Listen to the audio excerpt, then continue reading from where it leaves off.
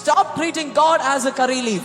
ഒരു കറിവേപ്പിലയെ പോലെ ദൈവത്തെ ഉപയോഗിക്കുന്നത് മതിയാക്കുക. ദൈവം നമ്മളിൽ നിന്ന് ആഗ്രഹിക്കുന്നത്, ദൈവം നമ്മുടെ രക്ഷകൻ മാത്രമല്ല, നമ്മുടെ കർത്താവാകാനും ദൈവം ആഗ്രഹിക്കുന്നു. ഒരു അത്ഭുതം നടക്കണമെങ്കിൽ, ഒരു രോഗശാന്തി നടക്കണമെങ്കിൽ, നമ്മുടെ ജീവിതത്തിൽ കർത്താവ് രക്ഷകനായതുകൊണ്ട് മാത്രം കാര്യമാകുന്നില്ല.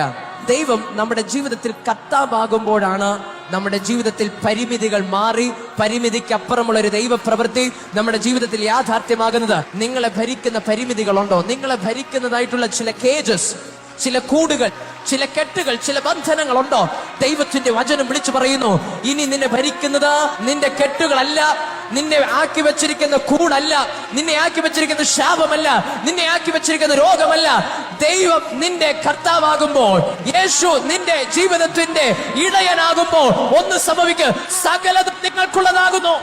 ഒരു തീരുമാനമെടുക്കാമോ? കർത്താവേ, ആവശ്യമുള്ളപ്പോൾ അങ്ങയുടെ സന്നിധിയിൽ കടന്നു വരുന്നത് മാത്രമല്ല നാഥ, അങ്ങേ ഞാൻ കഴിഞ്ഞ നാളുകൾ എപ്പോഴെങ്കിലും ഒരു കറിവേപ്പിനെ പോലെ കരുതിയെങ്കിൽ കുറ്റത്തെ ഞാൻ സമ്മതിച്ചു നൽകിക്കൊണ്ട് എന്റെ ജീവിതത്തിലെ കർത്താവായി അങ്ങേ വാഴുവാൻ ഞാൻ ക്ഷണിക്കുന്നു എന്ന് എത്ര പേർക്ക് ഒരു തീരുമാനമെടുക്കുവാനേ കഴിയും. Thank you.